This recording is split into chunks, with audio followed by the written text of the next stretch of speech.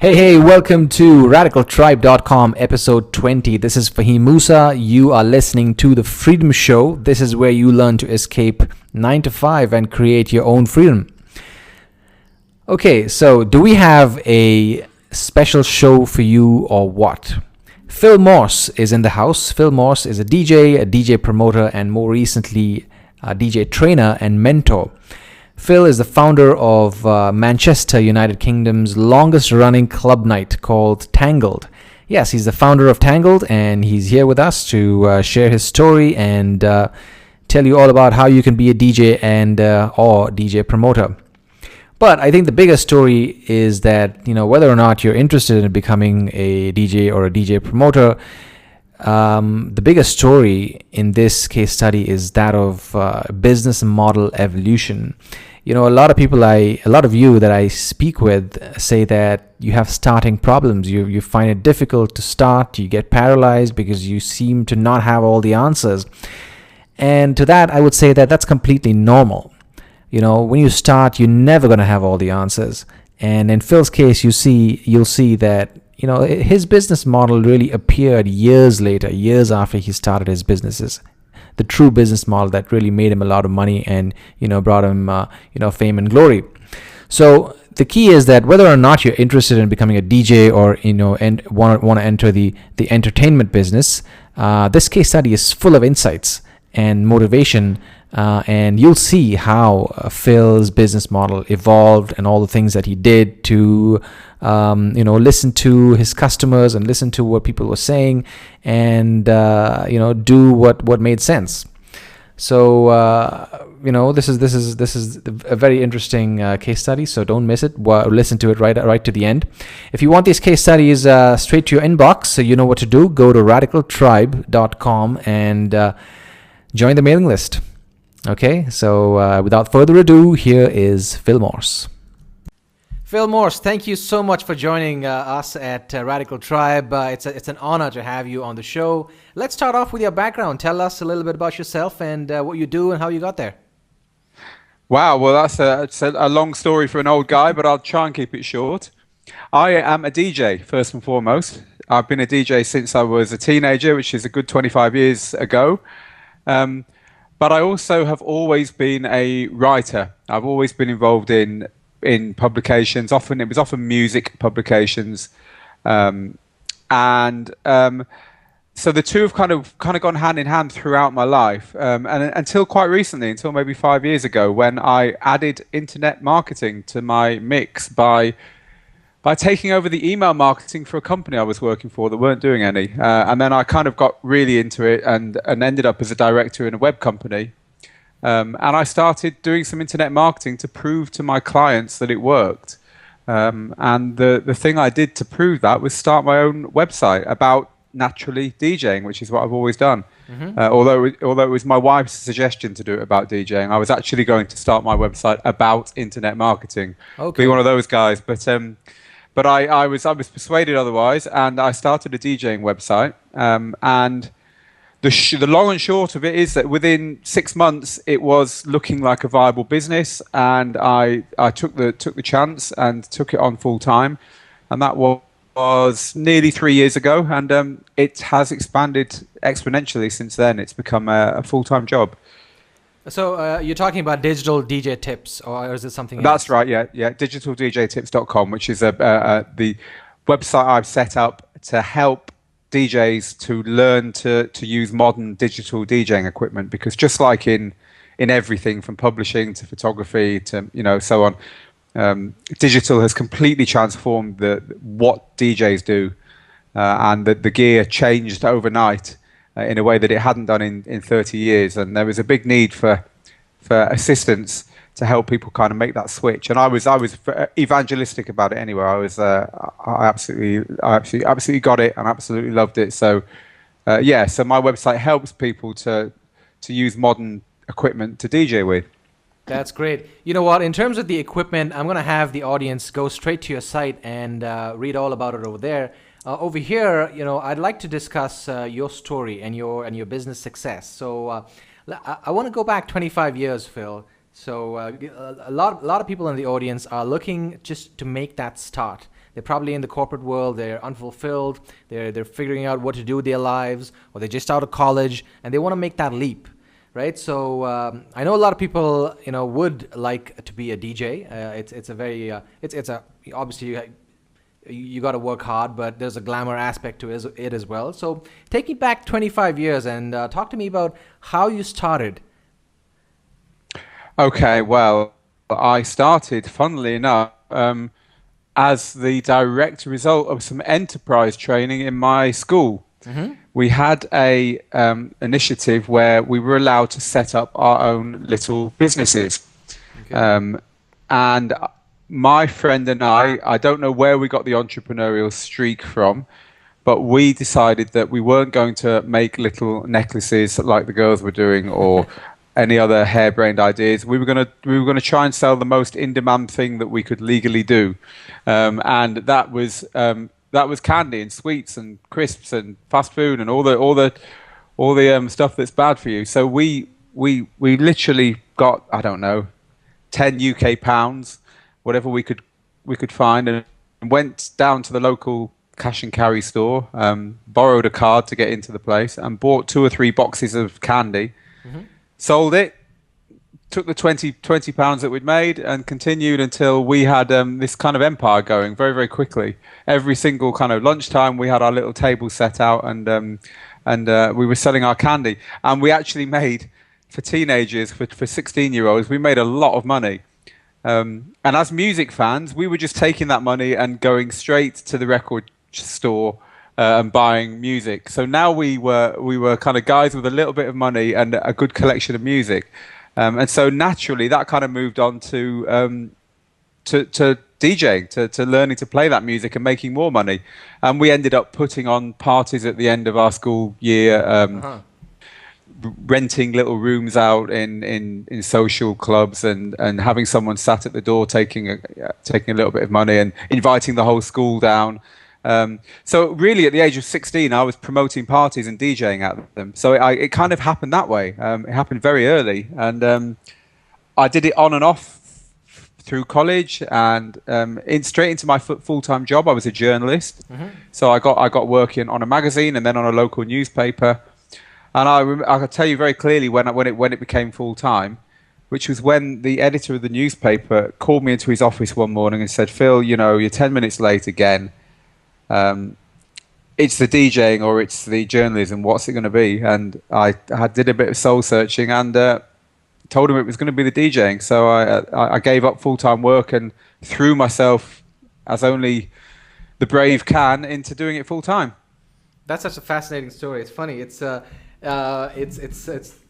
whole thing about starting off as a 16-year-old selling candy and then getting into DJing and all that stuff. It's a lot of fun. But let's talk about that moment that you just described. That moment when you take the red pill or the blue pill, and you took the red one by saying that you want to strike out on your own and be a DJ. What was going on in your DJ career at that point? Were you getting a lot of gigs every weekend, or what was it like? No, I wasn't. I wasn't at all. I'm from Manchester in the north of England, and at the time, in the early 1990s, it had an extremely vibrant music scene. One of the best in the world, and it was very easy to immerse yourself in it. And I was, this was causing my problems first thing in the morning, rolling into a newspaper office. And so, yeah, I was kind of a customer more than a professional, really. But I was nonetheless, I was DJing maybe 2 or 3 nights a week in local bars for very little money. And nonetheless, I don't know why. I think it's just when you're young and you don't have dependents, you just feel you've got time to try these things. And I just had a feeling I was in the right place at the right time, and I had a feeling if I threw myself into it, it might work. And so that's what I did. And of course, as soon as you're not working full time, you suddenly have a hell of a lot of time to put towards whatever you've just dedicated yourself to. Absolutely. Which I did. I worked extremely hard on what I was doing for a good 5 years before it really paid off. So what did you start doing? So you leave your job and you decide to become a DJ. Now you got a lot of time on your hands. What were some of the first steps that you took? Okay, so here's what I ended up doing. The first thing I did was get organized, which I suddenly realized it was my time, it wasn't someone else's. And an organization then to me was basically a piece of paper in my pocket. Mm-hmm. But it was rewritten religiously every day with what had to be finished, whatever, and in the order that it had to be finished in. So I was people picked up on it at the time. I just seemed to be organized, and it was just a case of valuing my time. So I was spending time trying to find these DJ jobs, just literally, walking from bar to bar with my pitch, meeting people. As I say, a big city, a vibrant city. There was it wasn't very hard to meet the right people. You just had to be out. You had to be, you had to not be somewhere where it was just you sat there. So I spent a lot of time out, and just bumping into people. And I realized very quickly that the money was in promoting stuff, not DJing. The money was in paying the DJs, not being the one being paid. So very quickly, part of my business plan became to start promoting events at which I DJ'd, which I played music. Mm-hmm. And that kind of basic business model, that DJ stroke promoter business model, was what I spent 5 years getting good at. And yeah, 5 years down the line, it kind of all clicked. It kind of all happened. Yeah, it's funny you mentioned that. Everybody I speak to, the first thing they start, it's not like they stick with that. They find their business model along the way, and it's often not exactly what they started and intended to do, and that's what happened to you as well. But just on the DJing, we'll talk about the promoting DJ a bit in a second. But just on when you started making your pitch, you said you started going to bars and clubs and made your pitch. So I imagine that in Manchester, it might have been very competitive those days, right, in the 90s? It was really highly competitive, yes. So what was your pitch then? How did you stand out from the competition? It's a good question. Again, I think it was just really taking every tiny, slender opportunity that came your way and doing anything. Mm-hmm. Because when you were in the right place at the right time by doing anything, and I'm talking about DJing on Tuesday nights for £20 when there's no one in the bar. I'm talking offering to DJ for free between bands at open mic nights, and mm-hmm. Doing it for a couple of drinks and a lift home. But these are things that you can then put in front of other people and say, hey, I'm the guy who does this, and I'm the guy. And I think it was just the tiniest steps up the ladder, and faith that putting that time in was going to get you somewhere. And one thing I learned very quickly, which I think is valuable, I don't know how transferable it is, I guess it probably is that you're never really as good at what you do as you think you are. And there's always so much to learn. And looking back, I think I actually started to really profit from it when I became good at doing it. Until then, I was getting there, but I wasn't finished enough to be worth decent money from it. So it was a kind of a long apprenticeship. It was an on-the-job apprenticeship, and I did it by just being out there and taking my chances. So how did you? So that was the road that you took. But how did you work out your finances? I mean, you didn't have a job at that time, right? So did you have money saved up? That's a good question. I did it by being very poor. In Manchester, in England at the time, there was if you didn't have a job, mm-hmm. you were able to claim unemployment benefit, and I had to wait 6 months to claim that because I'd left my own job voluntarily. So I had 6 months when it was really hard, and I probably must have lived off a little bit of savings. But then they'll give you a very small amount of money each week if you're not in a job. And there was a whole culture back then, a kind of enterprise culture of musicians and jugglers and face painters and undergroundy type people who were kind of avoiding paid work by claiming their pittance every week from the government. and running around doing whatever they could. And the way it worked was when your income went above a certain level, they started to cut what they gave you. So they kind of it was kind of like a topping up culture. They were topping up the tiny bit of money that you made, and then I also got some help from some grants. I got some help from a scheme in the UK where they just help people like me who were I don't know why they saw us as underprivileged. It wasn't underprivileged at all, but that was the way it was painted. Just people trying to make something of themselves. And I had some equipment bought for me by them, which really helped. So but it was a very poor time. It was a time when I was turning up at people's houses at dinner time and hoping someone would feed me. And it really was like that. It was an extremely poor time. Yeah. So sorry, go ahead. No, and again, I think it's because of the no dependence part and the knowing that you have time in front of you to get this right, that I was able to do that. Absolutely. Yeah, so anyway, people listening to this, the beginning is going to be tough, but if you stick around, if you work hard, success will come, right, Phil? I think so. And as you said earlier, it was the business model came out of spending the time, A, getting good at what I was doing, but B, spotting the opportunities and working out how the area I was working in actually worked. Because you can't know how something works unless you're part of it. Absolutely. So this is a great segue. I wanted to. So you were saying something. I cut you off. Yeah, and my business isn't. You can't go and take a degree in what I did. It was something that. It was such a new, vibrant culture that I was part of in Manchester at the time that we didn't know if we were going to be doing the same thing next week or next month, never mind next year. And there was certainly no one with a career path or plan among my contemporaries at the time. So we were kind of feeling our way. Fantastic. So let's talk about the other business model that you talked about, Phil. Can you quickly walk us through the process of how you realized the money was in promoting DJs and events and what you did about that? What was that business model like, and what did you end up doing? Well, I guess this probably comes back to my my running the end of school parties. When I'd worked out that if we charged £2 on the door and had 100 people in, and our gear hire costs £50, we'll make £150. I kind of came back to that, and I don't think the motivation was really that was a better business model than playing music for a living, because the good DJs were getting paid a lot of money. So the aim was to be a good DJ, and the aim was to make a lot of money by someone else just paying me for being myself and turning up and doing a quick job and leaving again.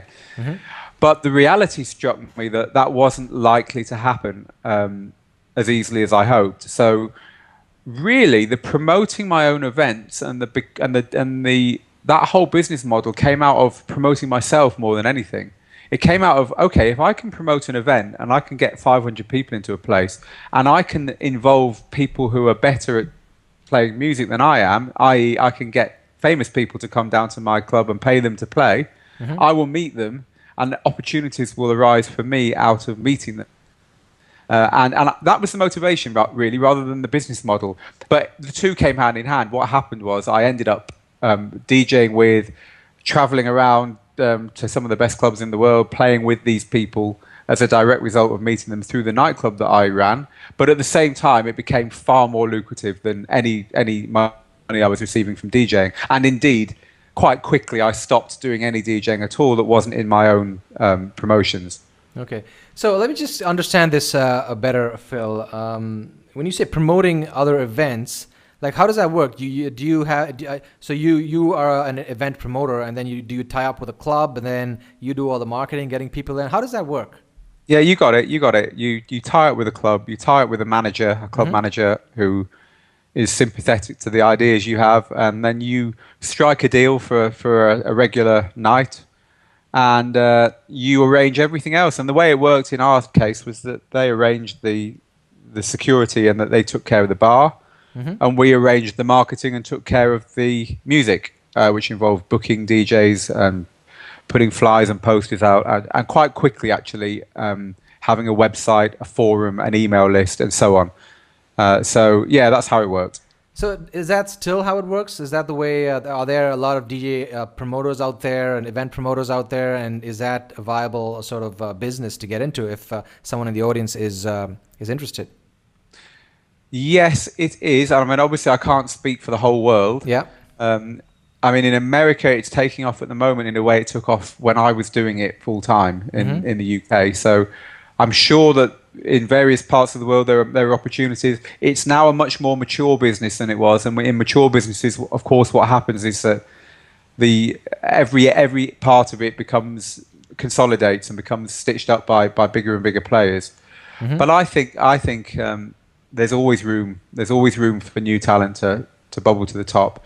Music is a highly vibrant thing. There's always a new generation coming through with their own ideas who want to kick away the old stuff and do it their way. And I don't know how unique that is, but certainly in music, there's always new stuff coming through, and there's always new people making names for themselves, and there's always going to be a chance for promoters to have their ear to the ground by virtue of being young and by virtue of having a passion for that stuff that the big boys are going to miss.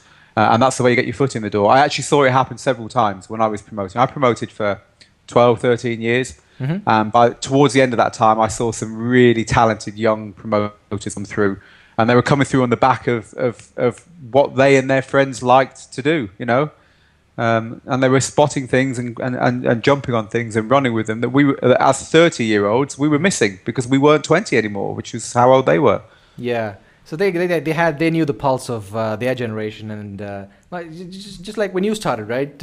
You knew the pulse of your generation. You started, you built your business, and the newer crop comes in and does the same thing. So you did this for about 12, 13 years, you said, and so talk to me about what happened after that. Did you also mentioned that you started a nightclub? Was that within in that 12, 13 years, or was it after that? No, actually, it's probably just my terminology confusing you there. I never got involved with owning or running a venue as such. We were always the people who interacted with the venue owners and promoted events for them. It's not something that I ever got involved in, the actual owning or running of a club. Oh, okay. So I read something about this club called Tangled. So this is not. And this is the place that I used to promote for that 10 or 13 years. So it was I guess you could call it a club, as in it was a club brand. We invented this brand, and so anything we did was under that moniker. In fact, the event is still going. It still goes periodically in my hometown. I promoted all this stuff with a DJing partner who still puts on periodic events. In fact, they're about to celebrate their 20th anniversary. So you know, it's been a long-standing business. But back when I was doing it, it was a much bigger concern. It was every week, and we used to put on specials in different clubs, and so we had a brand rather than a home, if you like. We had a mailing list, and we had followers, and we could motivate them and get those guys out to where we were. Okay, so that's it's good you mentioned that, because that's where I was going next. But just before that, for people that are interested in promoting in a general sense, could you talk about the model in terms of the money? So if the club makes $100, what does the DJ promoter get? Okay, so it all depends on the deal, and it actually can vary very much. So as I said, our deal was that we they took care of the bar and the door, and we took care of the marketing and the music. And we came to an arrangement on a higher fee to the venue. So let's just give you some rough numbers. So assuming you have a 500-person venue, and assuming you fill that venue, and you charge each person £10 each, so that's £5,000. Okay. You would probably pay maybe 1,000 of that or 500, 1,000 of that to the venue to hire the room. And you would, these are just rough numbers. Yeah. You know, everything's negotiable. Yeah, everything's and out of your 4,000 that you had left, you might pay a couple of guest DJs 2,000 of that, 1,500, 2,000 of that. You might spend 500 on promotion, and you might have 2,000 left. And that 2,000 is kind of your business's it won't be profit because you'll have other overheads such as printing flyers and posters and maintaining your website, and then of course you have to pay your wages as DJs. But that's your pool, that's your pot that you have left, having paid the essentials. Okay, thanks for sharing that, Phil. Great information, and this is going really well. No, this is so remember interesting. these are rough. Remember these are kind of like these are possible numbers, not real numbers. It's quite a long time since I've done that, and of course every week you're making these calculations. Mm-hmm. You know, the DJs all come through agencies, and they all have astronomical fees if you ask them first time. It's the second, third, and fourth time you ask them that you start to make the numbers add up. And it became a wheeler dealing kind of business where you would, you know, a little bit like booking a flight. You can sometimes get things a lot cheaper when the demand is low. So you keep an eye on 20 possibles, and then if someone hadn't got a booking for a weekend that you were interested in them, you could make them an outrageous offer. And every now and then they'd take it, and suddenly a potentially non-profitable event would start to look good in your favour. But of course, it's a difficult game, because if those 500 people don't turn up, then it's out of your pocket. But then the other way, if more than you expect turn up, it's all extra. So it's quite a fun game to be in promoting, but you need to have some nerves. Very interesting, very interesting. So let's talk about how do you fill a club with 500 people. Let's talk about your marketing tactics. This will probably would be interesting for anybody, like marketing tips and how to get bums on seats, as they say. What did you start doing to get people to show up at your events? So my biggest secret weapon, which is something that has stood me in good stead ever since, was have an email list. Mm-hmm. We were religious about our email list. It actually started as an address list. It started as a postal address list, and then it was as mobile phones. I'm showing my age here, but as mobile phones began to become popular, and SMS messaging began to kind of happen. And I remember watching the first ever SMS message being sent in front of me, and thinking that's never going to catch on. It was a geeky sound engineer, a girl actually, was sending a text, and I thought, oh, only sound engineers could actually find something on a phone that does that and then actually think it's good. So it shows how wrong you can be. But no, we were collecting text messages and phone numbers for text messages, and also addresses. And I found a very early SMS service which would let me bulk SMS to people. In fact, at the very beginning, the technology was so underdeveloped that you could text message 500 people for the same price as text messaging one, just by having them all in your mobile phone as contacts. That didn't work for very long. So I was an early text message spammer, but it was all permission based. And then we also had these physical addresses. So every month we would print a flyer, and we'd print out a letter, and we would sit there and personally sign every single letter with pen. So that the DJs at the club actually personally signed the letters. And then we'd sit there and spend an evening or two sending these out. And our mailing list grew to, in the end, it was 5,000-6,000 people. And so that, I think that personal touch, sending stuff in the mail, texting people, and then emailing people regularly with events was very important. And at the events themselves, we were extremely accessible to our customers, extremely accessible. We made it our business to stand on the door at the end of the night and shake everyone's hand on the way out, and personally hand them a flyer for the next event. So staying very close to them. Absolutely. Small things like that go a long way. Right? And I'm just looking back and just trying to think of other kind of...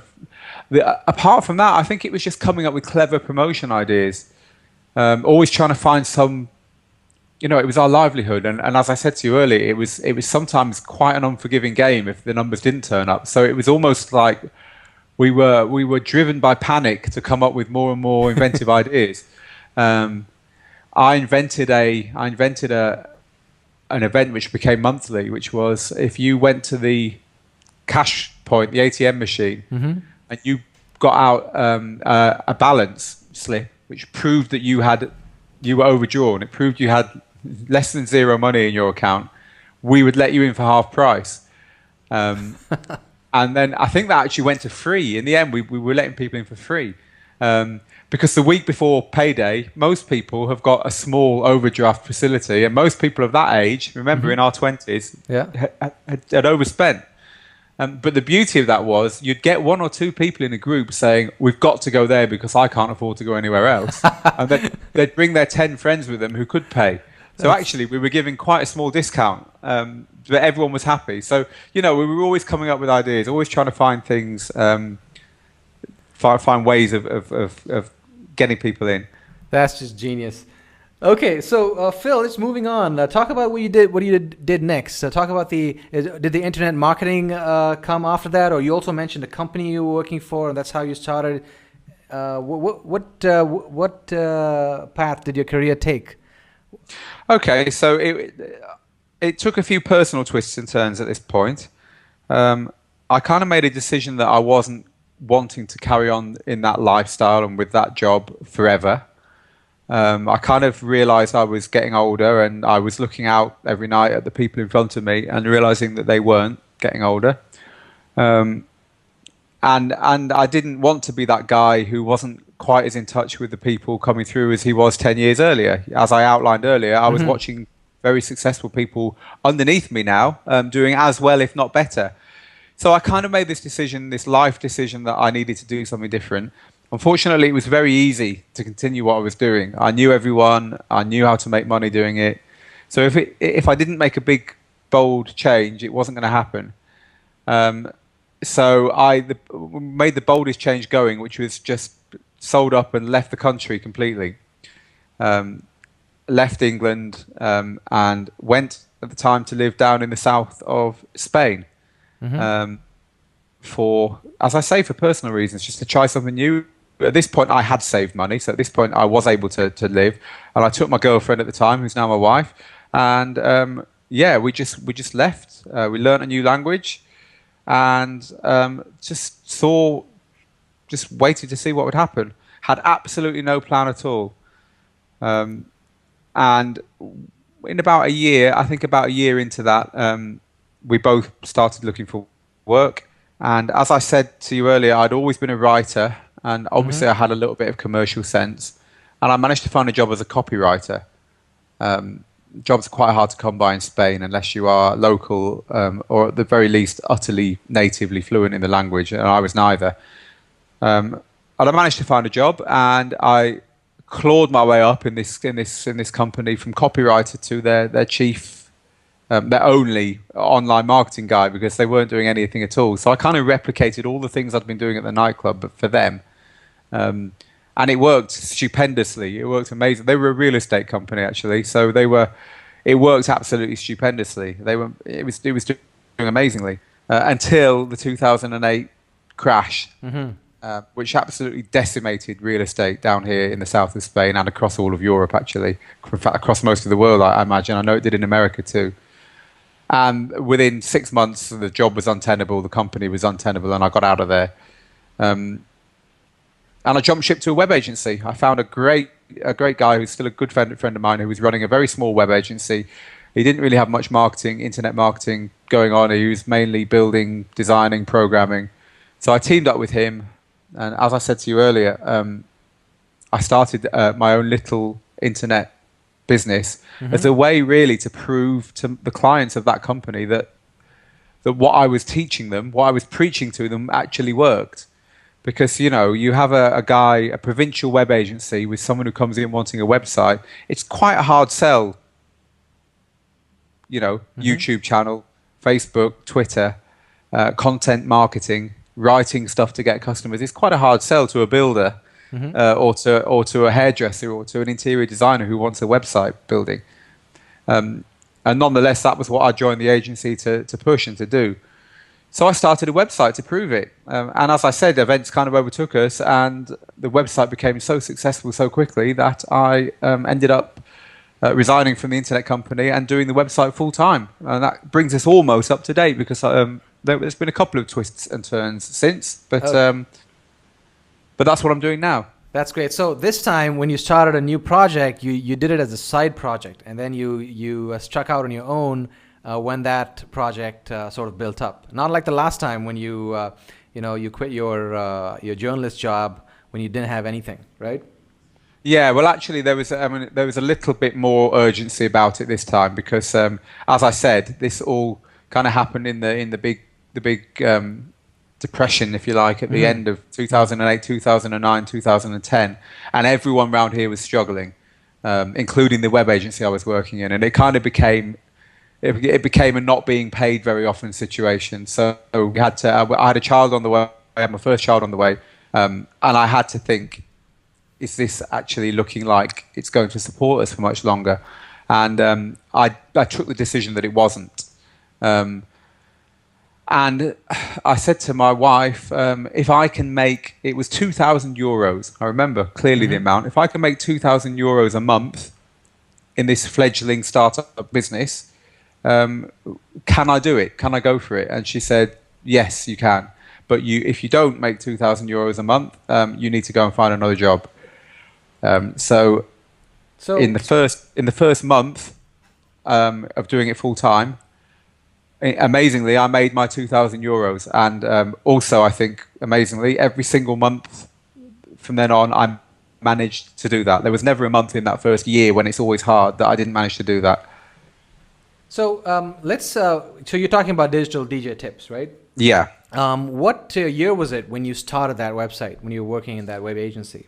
So I think let me just work back. I would say probably the end of 2010. Okay, so 2010 you started, and what time did you? When did you quit the web agency? About the same time. So it would have been it would have been towards the end of 2010. Okay, so just a few months, and then at that point, was Digital DJ Tips bringing in any revenue at all? No, I remember the first time someone paid me. It was $40. Someone paid me $40 for an advert, and I was still working at the web agency at the time. And do you know what? When I got that $40, I think I knew immediately that the business could be a success. As soon as someone had paid me, I knew I could make a go of it. I don't know why, but I didn't know you could make any money from the internet until then. And then someone gives me $40, and then it became clear. And when I asked for permission from my wife to go for it, I asked her with complete confidence that I would be able to do it. So somebody comes in and offers you $40. Obviously, you're doing something right to bring in traffic. Otherwise, they wouldn't offer you anything, right? So what were you doing to bring in traffic to your website and making it popular? So I was basically writing, and I began writing some very naive early articles about. I was DJing a little bit. I'd started DJing a little bit on the side because I missed it. So I was DJing in bars and so on. And I just started writing about the gear I was using. I remember one time my DJ controller, my DJ box didn't work. I had to send it back, so I had to use this gear in the bar. So I wrote up what it was like and kind of did a compare and contrast of the two systems. And then there was a rash of DJ gear came onto the market, a rash of very cheap consumer DJ gear, a couple of $100 a piece. And I wrote a little piece on my website. I just read the marketing material of all four pieces of gear and wrote the post up. Went on holiday for a couple of weeks, came back and looked at my web stats and realized that this post had about 50 times the hits of anything I'd ever written before. So then a penny dropped and I thought, people like reading about DJ gear. So I think going back to the same kind of attitude when I was going around those bar owners in Manchester and saying, come on guys, I've done this, why don't you let me do this? I started contacting the gear companies and saying, I've done this, why don't you let me do this? I've done this review that people are reading, why don't you send me something? And I said to my wife, there's a DJ show in Birmingham in England. Now that's where her parents live, and I could fly there for £50. Okay. I said, let me fly there and let me go to this show, and I'm going to meet all these people who make this gear, and I'm going to do the sell on them. I'm going to get to know them. I'm going to get some business cards. And I did, and I stayed at her parents, and it didn't cost me very much. And I made some contacts, and I followed up on them religiously when I got back, and pestered these poor guys, and started to get the odd piece of DJ equipment, only cheap stuff, a pair of headphones here, a little box there, and wrote reviews of it. And this started to pull traffic into my website. So now my website was these naive articles of me kind of just going on about the 20 years of DJing that I've done and reviews of equipment. And it was starting to, and the traffic rose very, very quickly, extremely quickly. I think it took probably 6 months until I was doing really good numbers. And from then, if you have 100,000 impressions a month, you can sell into ad networks. They always ask for 100,000 impressions a month minimum. So when I knew I had 100,000 impressions a month, which I hit by the end of the year, I think, I started to put adverts from ad agencies on and AdWords, and then it started to make a little bit of money. And then I went down some quite well-trodden routes to make money. I put Amazon links all over the place. I put AdWords all over the site. So at this point, I was doing what I set out to do. I was making my 2,000 euros a month from having a website that a few people at least were reading, and it had a mixture of slightly less naive now and slightly more focused DJ-based articles helping people, and solid reviews of gear, which is still what happens today. Actually, it's still what the mix is on the website. We still cover all the DJ equipment. I now go to the shows with a video camera and cover them all in far more detail than I ever did back then. So everything has stepped up a gear, but the actual mix of tutorials and product reviews hasn't changed. Fantastic. So in the early days, when you were getting those equipment guys to send you stuff and reviewing them, how did you get people? Were people just finding you on Google, or were you consciously doing some SEO and that kind of stuff?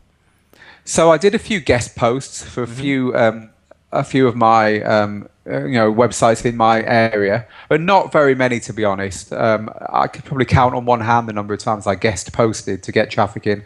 It was just I had a kind of news sense, and I was always trying to be the first on any new equipment launch and to have something on Google or on the web that Google would index. And Google seemed to like the first person to write about something. And so, if you go in, if you're into DJing and you know the names of any piece of DJ gear, you go and type the name of that piece of DJ gear with the word review into Google. There's a big chance that I'll have something in the top 5 or even the top 3 or even the top position today even. And that was like that back then as well. So I was doing some SEO, but it was very obvious SEO. It was basically product names plus the word review. Okay. And I was doing what I could to get that to hit the search engines, but to be blatant with you, it wasn't very difficult. I've never done any SEO. I've never paid an SEO person.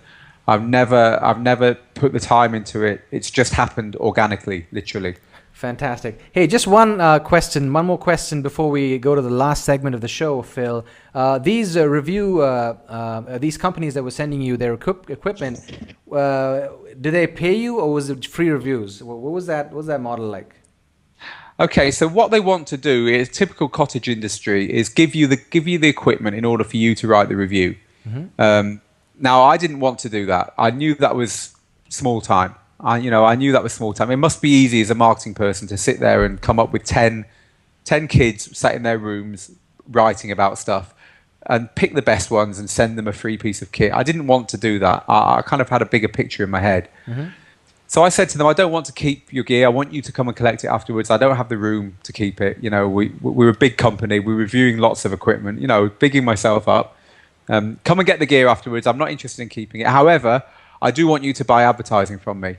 It's not going to affect what gets written in the review, and it still doesn't actually. I still write completely honest reviews about equipment. I think it's so important to be honest. But I want you to buy advertising. And if you buy advertising, there's a big pile of stuff here to review. If you buy advertising, I can make sure that yours is more timely than the stuff than the companies that aren't supporting me. And that to me seemed like quite an ethical way of incentivizing companies to advertise with me. The editorial is impartial, but I can affect the timing in their favor if they advertise. So I talked companies into buying advertising off me. So now they are paying me, but they're not paying me for the review. They're paying me for banner advertising, which I quite like. I think it's quite a good model. But I saw problems with that model. The problems were impartiality, because companies will put pressure on you when they're paying you. and I refuse to go down that route. And also, there's a limit. There's a limit to what companies are going to pay you, and also it's very up and down. You know, there's this whole industry. I'm sure, like most consumer industries, is based around times of year. It's based around times of high demand. Seasonal. Based around.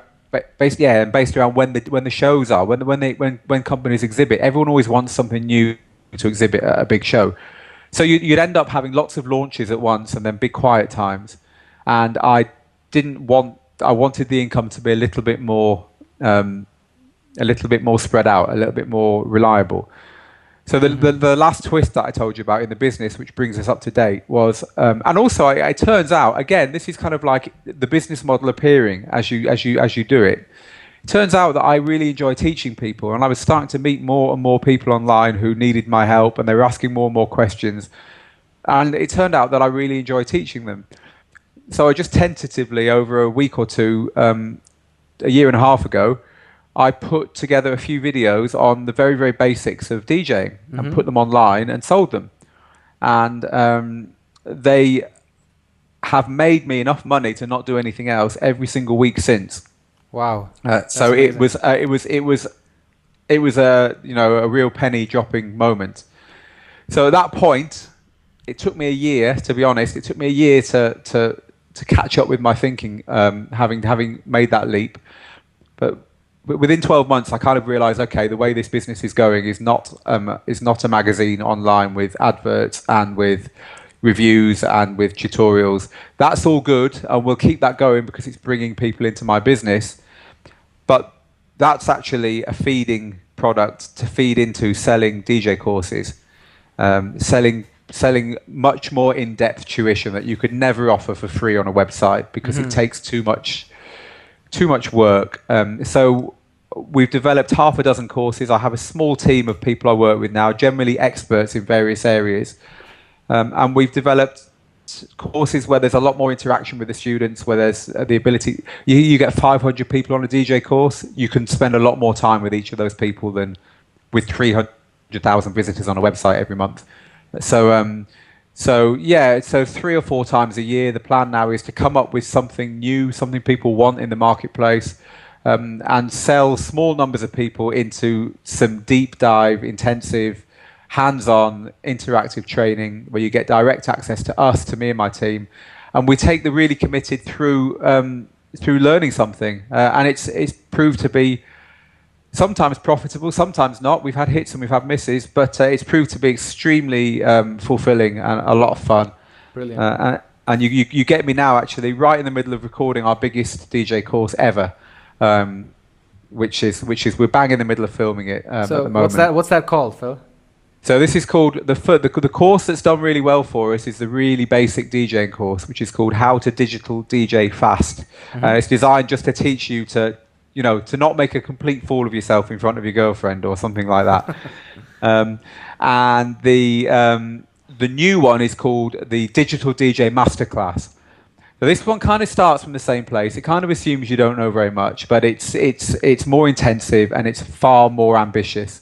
It's designed to take you from beginner to club ready, beginner to standing up there in a proper venue where someone's paying you, or where there's paying people who are in there waiting to be entertained, and knowing what to do.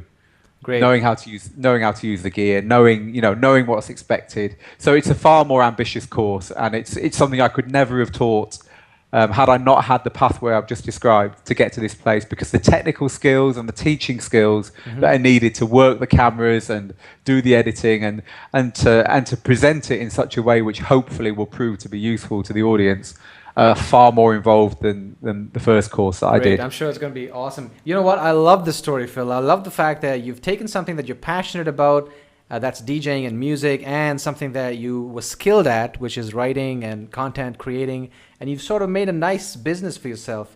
And I love the fact that you've to put a different spin on the whole DJ business model. I mean, you can DJ and get gigs and stuff, but also you can teach what you know, like what you're doing in your courses. And there's so many avenues where DJs can make a big full-time living off of this. Not just we're playing gigs, but there's so many different options. And I love the way you've set up your business. This is really inspiring, Phil. So let's get to the last part of the show. I'm mindful of the time because I know you have to go. So if someone watching this wants to be a DJ, can you give us 3 specific actions that person can take to start off on this path? So if you want to be a DJ, I'd say your 3 the 3 really important things are: 1, you need to know where you want to go. You need to know who you want to be. I was going out at 17 years old with £5 in my pocket in my mum's car and driving the 15 miles into the city centre of Manchester and going out to the nights I could afford to get into, as a 17-year-old, and watching the DJs and listening to the music. I had a very clear idea of where I was going from watching the people who were the generation in front of me, if you like. Mm-hmm. I don't think you can do it in a vacuum. You can't. You need to have that visceral contact with where you want to go. You need to be able to visualize it by having seen it. So that's the first thing. You need to have this. You need to be in touch with where you're going. You need to surround yourself with what it is you want to do. And I think a second thing, kind of moving on from that, really, is you need to find people who are doing it to help you. Whether that is finding mentors, finding someone who can teach you. There was a particular DJ who I found who helped me immensely to just shortcut all the stuff which would have taken me years to learn otherwise. And actually, that is the basis of why I teach DJing, because I can be that mentor to people in small towns who maybe can't find one. I can impart that information. I can impart the stuff that you just don't read in books. Mm-hmm. And that you just don't find an answer to unless there's someone you can ask, and I'm accessible on the stuff I do now online, so people can ask. So I think finding a mentor is really important. Knowing where you're going is really important. And do you know what? For actually being a DJ starting out, because you're not old, you haven't got this developed sense of priorities and timings and juggling jobs and all the stuff that I have now as someone who's been doing this for a couple of decades. I think just having that piece of paper in your pocket with your priorities written on it, mm-hmm. and rewriting it every day, and crossing them off as you go along. And when someone suggests something to you, or someone asks you to do something, or you have an idea, whipping out that piece of paper and writing it down on it so it doesn't get forgotten. I did it for years on one piece of paper, folded in 2 in my pocket. I did it for years and years and years. And just that one small piece of almost childish, naive organisation stood me in good stead and allowed me to just not forget things, not forget good ideas, and also not let people down. I think once people know you're reliable, I guess the big thing about DJing that the early DJs don't know is they think it's all about the music. They think it's all about being a great DJ, mm-hmm. and wowing people with music and being different to everyone else musically. But actually, it's about being reliable and likable and professional, because that's what the people who are going to pay you want. So yeah, being organised. So I'd say my 3 tips are, know where you're going, have a mentor, and be organised. Brilliant. This is amazing, Phil. Thank you so much for your advice. This is going to help a lot of people. If people want to get to know you or get in touch with you, where do they go? Okay, well, anyone who's listened to the end of this conversation, I've got time for, because they're obviously committed and they're obviously wanting to, they're wanting to do something good. I'm really happy for them to email me. You can email me directly, phil@digitaldjtips.com. I'm always happy to chat to people about this stuff. Absolutely great. And the website is digitaldjtips.com. I encourage everybody to go there and check it out. Phil Morse, I want to thank you so much for your time. I know you're really busy, and I really appreciate you taking the time out and coming in and talking to us. Fahim, it's been a pleasure chatting to you. It's not often I talk about these things. Certainly no one's taken me that far back for a long, long time. I talk to a lot of people about becoming a DJ, but I don't talk about the way I did it. And also I talk to a lot of people about setting up websites, but no, I haven't done the whole lot in an hour for a long, long time. So it's been a pleasure. I loved every second of it, Phil. This is one of my best interviews, and thank you for being here and talking to me and inspiring all of us. It's a pleasure. Take care, Phil. Cheers. Okay, that was Phil Morse of digitaldjtips.com. Go and check out the website. There's a lot of good stuff there. All right, here's what I'm going to do. Remember Phil talked about his action number 2, that was find a mentor. A mentor will help you shortcut the process. And since a lot of you are in that phase where you're trying to figure out your business model, you're trying to figure out, how to start your business. Forget the business model, but you're trying to figure out, what the idea is, how to start, what you need to get done, so on and so forth. Here's the thing: for the first 2 emails that I get requesting mentorship from me, and I've done this several times before. I've done this, I've been doing this for like 5 years, helping business owners build their businesses and perfect their business models and strategies and so on and so forth. So I've never done this before, but since you're listening, I am offering you, 2 of you, the first 2 people that email me, free mentorship for 2 months, one-on-one. It's not a group class or anything. It's one-on-one. I will help you start your businesses and go back and forth and bounce ideas. We can bounce ideas off of each other, and I will guide you to take those first steps. Okay, so go ahead and send me an email if you want to work with me for the next 2 months. And again, it's absolutely free. There's no catch at all. I'm not going to sell you anything later on. It's just that I want to offer something to you because you've listened to this show for more than an hour, and I really appreciate your time.